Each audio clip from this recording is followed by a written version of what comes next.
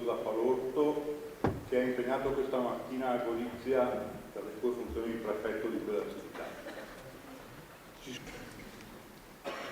E quello che succede quest'anno, il premio ha più o meno l'età del premiato, dato estremamente significativo, perché vuol dire che il premio riesce a rinnovarsi e riesce a riconoscere chi ha iniziato la sua carriera in questa città e che oggi rappresenta questa città in tutto il mondo. Grazie Daniele.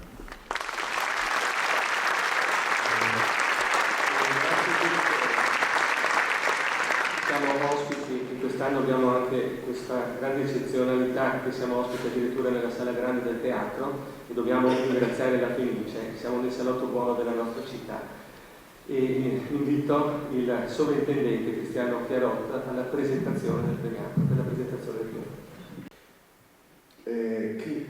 Chi è? Che cos'è? Che cosa fa? Cosa pensa Damiano del suo lavoro? Lo ama dirlo in maniera molto aperta nelle varie interviste che ha rilasciato. E il suo pensiero è semplice e completo al tempo stesso. Sono molto low profile, dice. Segue i miei desideri di spettatore che ha voglia di essere sorpreso. Per la lirica è la cosa più complessa. Con non fermarsi di un vasto repertorio, la figura del regista è diventata importante perché quel repertorio va rinnovato. Se un teatro chiede una nuova produzione di Traviata, cosa è nuovo, si chiede Damiano. Ogni riflessione in questo caso, in questo campo, è sempre aperta. Certo, Micheletto divide nella sua attività artistica, divide ancora prima di debuttare con i suoi spettacoli, come è avvenuto, ad esempio di recente, 2 anni fa alla Scala, prima del suo debutto della nuova produzione del Bal di Maschera, che tra l'altro, e diamo un grande in bocca al lupo, va in scena anche da oggi a Bologna, dove tra il pubblico della prima erano stati distribuiti nei giorni precedenti dei pizzini contro di lui che avrebbero dovuto essere lanciati in sala. Il nostro vicepresidente Giorgio Bonetti, abbonato alla Scala e presente per la sera, ne conserva come un grande ricordo, una reliquia della storia teatrale, uno a memoria di quella sua serata molto particolare. Niente di nuovo, direi.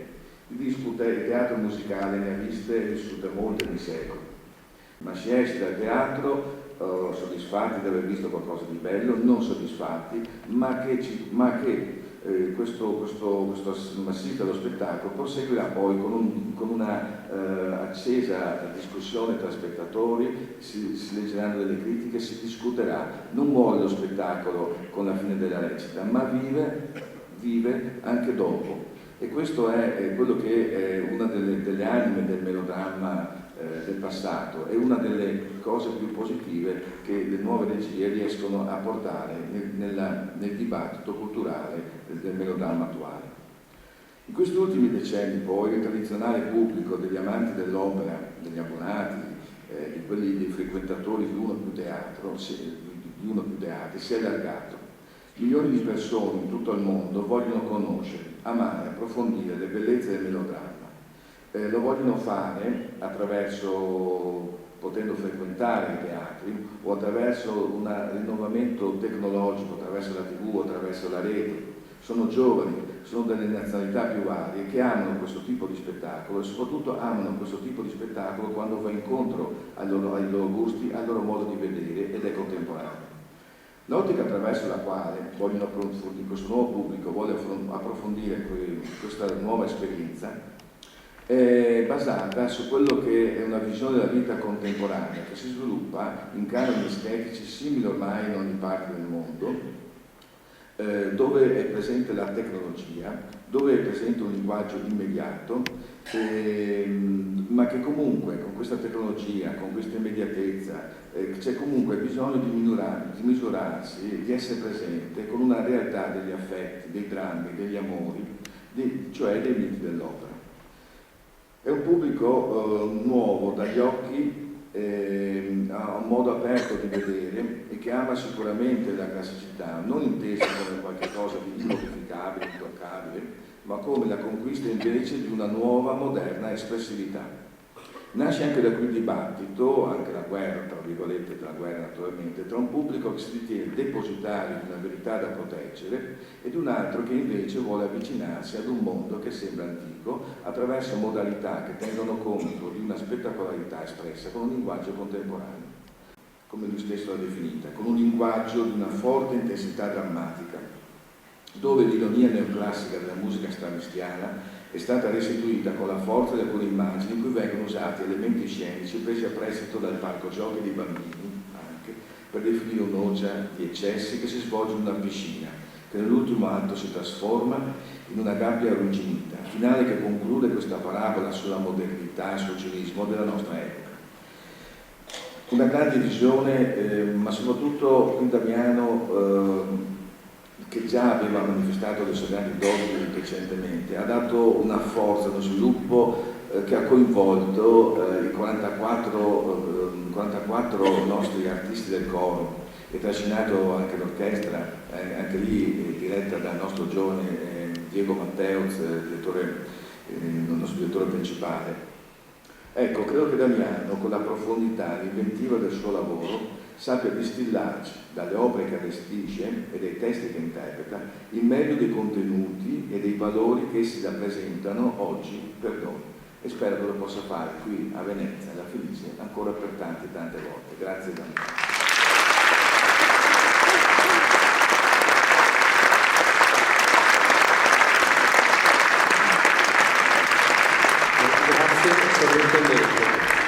È consuetudine a questo punto che il premiato dell'anno precedente dica due parole. Il premiato dell'anno precedente è Tito Canal.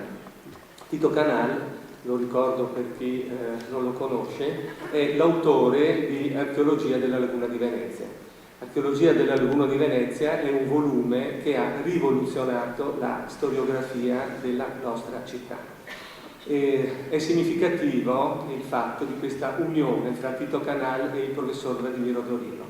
All'inizio, quando hanno iniziato questa loro unione, questa loro collaborazione culturale, Tito Canal chiamava maestro Vladimiro Dorino. Alla fine dei loro studi io ho sentito Vladimiro Dorino definire maestro Tito Canal. Tito Canal, sono andato a trovarlo, e lui dice: mi dispiace, non posso venire, ma sai, è colpa dei 50 anni che ho passato a scavare in tutta la laguna, e allora un po' di reumatismi. Lui è un giovanotto di 91 anni. Quando gli ho detto ma Tito devi venire perché quest'anno premiamo un giovane, fa bene, gli ho detto premiamo Damiano, e lui mi ha detto lo so, guarda che io mi informo e anche mi intendo di musica e sono molto contento di questa scelta. Lui non è qua, però ha scritto un biglietto che invito il Presidente Borsato a leggere. È con grande gioia che trasmetto il riconoscimento del veneziano dell'anno a un artista di 2 generazioni più giovane della mia. La soddisfazione è doppia perché la città ha bisogno di nuova linfa e nuovi entusiasmi. Io trentenne frequentavo le scene non teatrali ma lagunari degli incredibili segni che la civiltà celtica e romana ha lasciato sotto le barriere. Credo che con il giovane Damiano ci accomuni lo sforzo degli autodidatti e la grinta di essere partiti entrambi da zero. Nessuno ci ha regalato niente, un motivo di più per essere orgogliosi del nuovo premiato. Buona fortuna a Damiano in tutti i teatri del mondo. Tito Canal.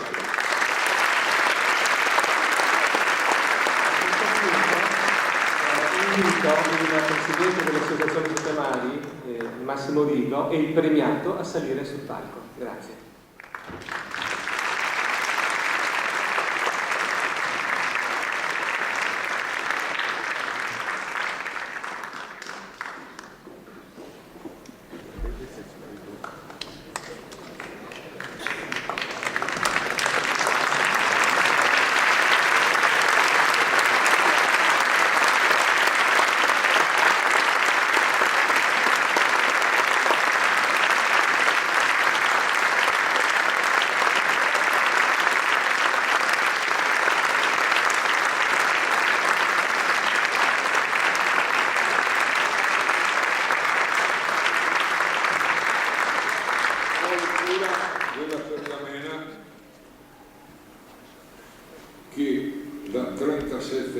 36 anni puntualmente viene fatta dal nostro Galiano Lucchini, che è maestro di queste cose.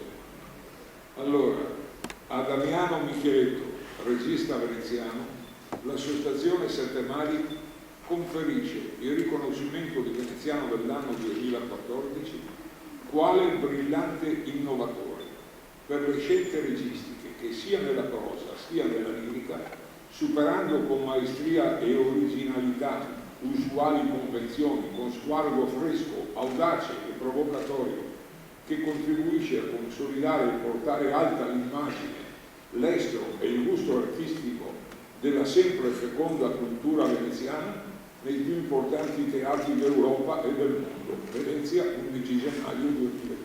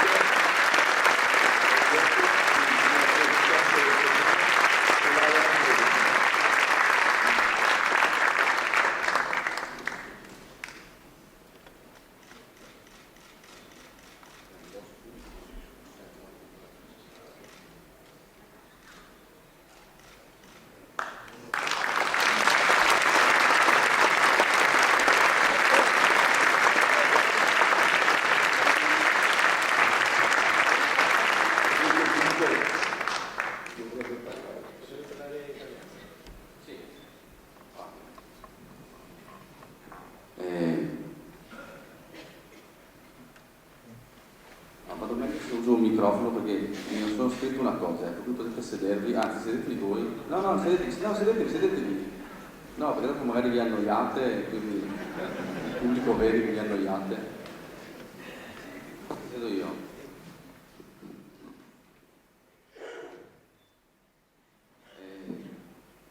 No, anzi mi alzo in piedi perché volevo fare una dedica in realtà di questa giornata, il fatto che secondo me il senso del teatro che lo rende diverso da tante cose è il fatto che la gente si riunisce insieme e oggi è una giornata particolare perché proprio in questo momento a Parigi stanno facendo una grandissima manifestazione dove la gente sente la necessità di unirsi insieme, no? E quindi vi chiederei di alzarvi in piedi e di dedicare qualche secondo ai giornalisti che sono stati uccisi a Parigi nella giornata di Stati Uniti. Vi facciamo un applauso.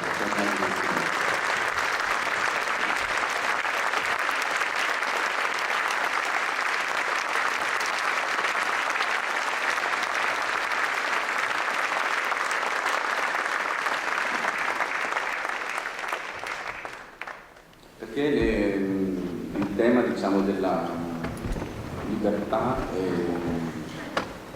e dell'immaginazione è un po' il tema del mio lavoro e quindi mi sembrava giusto dedicarlo a chi ha perso la vita per questo. Ho pensato a cosa dirvi, non volevo fare un discorso troppo impegnato, diciamo. Ho fatto un discorso a modo mio e l'ho intitolato così, l'ho intitolato Le cose che amo.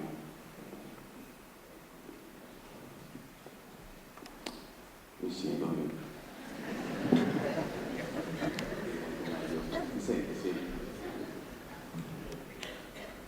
Amo gli artisti che non leggono solamente sul quotidiano le pagine dello spettacolo. Amo arrivare puntuale alle prove perché si pensa sempre che in teatro non ci siano delle regole.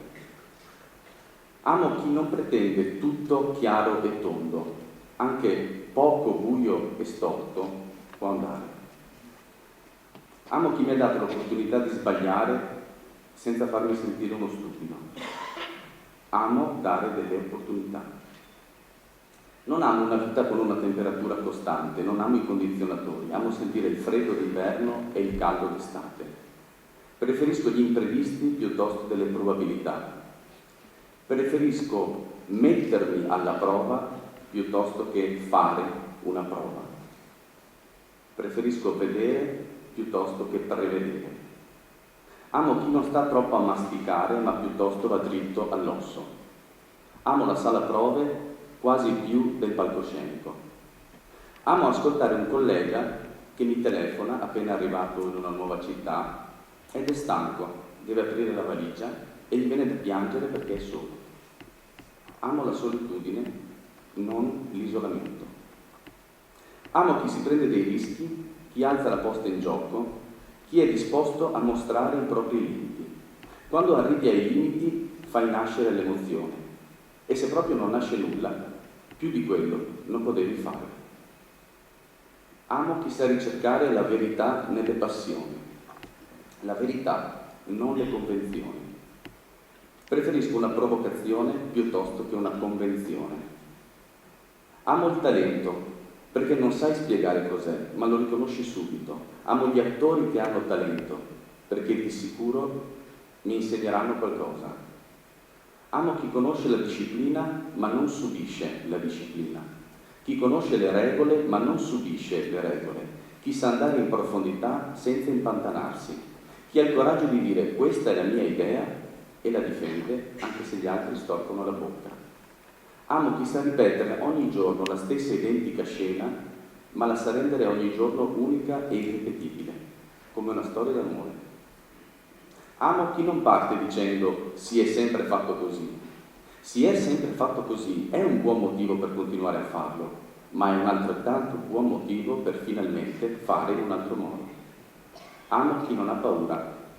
La paura blocca, contrae, soffoca, ostacola, spegne, ci rende cupi e tristi. Chi ha paura giudica e non gioca.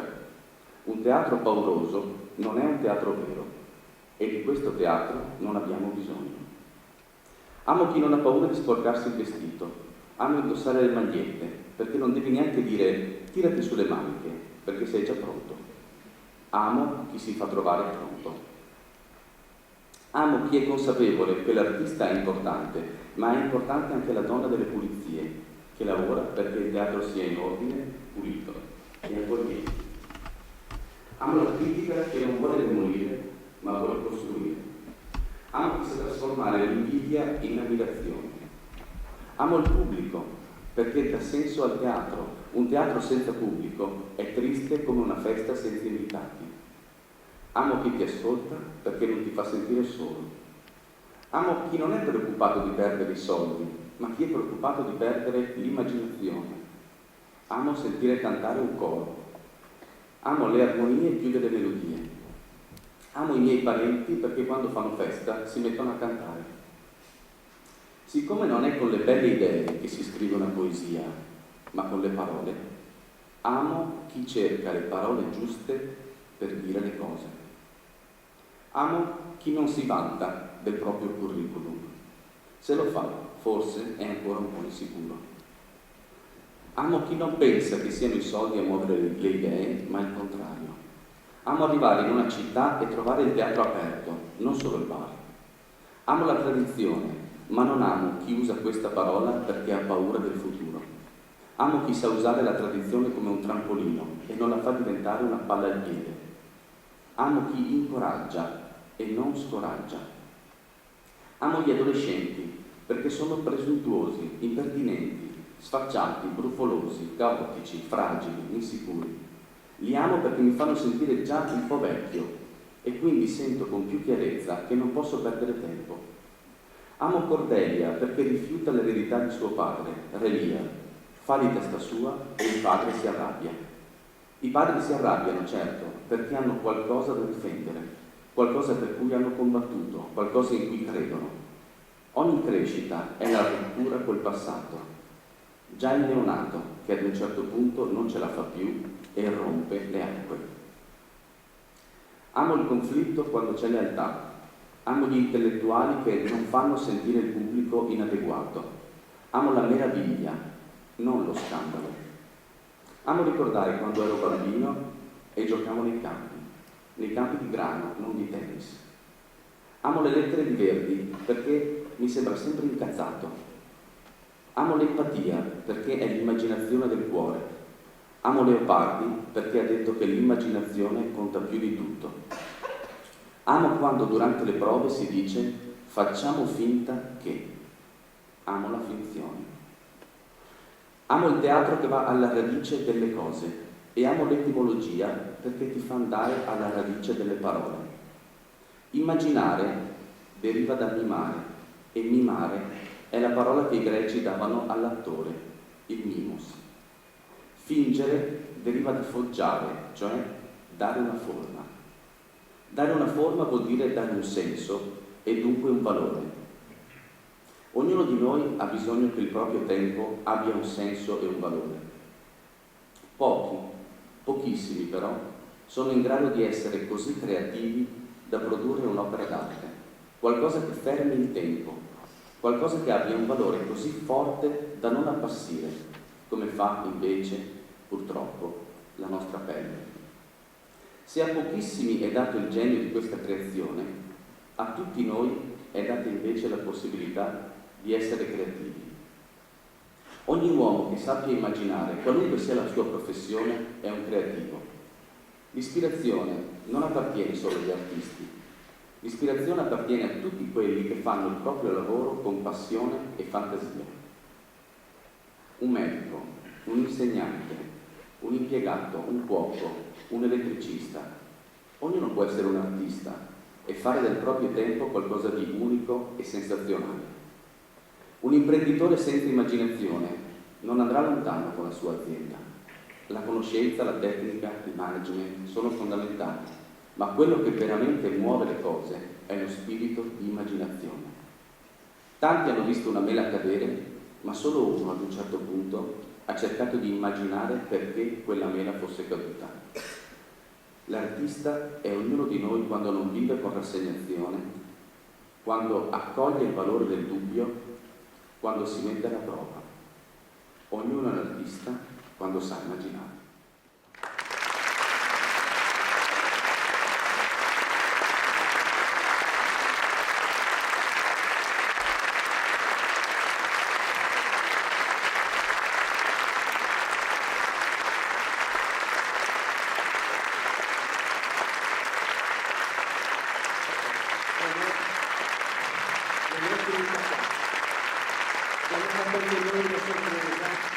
Ci siamo messi anche noi la giacca del regista per sorprendere l'amico Damiano e invito alcune persone per un contributo. Non è necessario che salgano sul palco, ma possono rimanere in platea. Invito il professor Carmelo Alberti dell'Università di Venezia.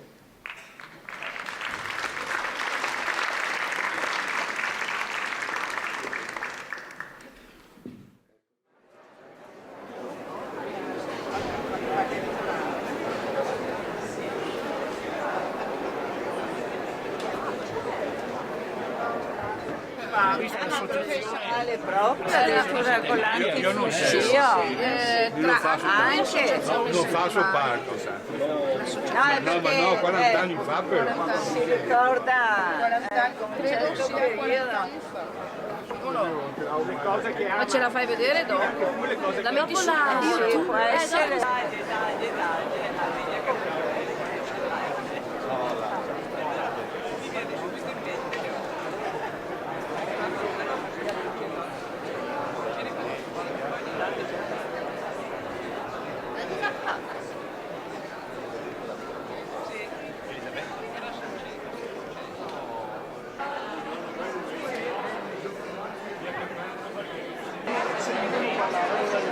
Vedremo là.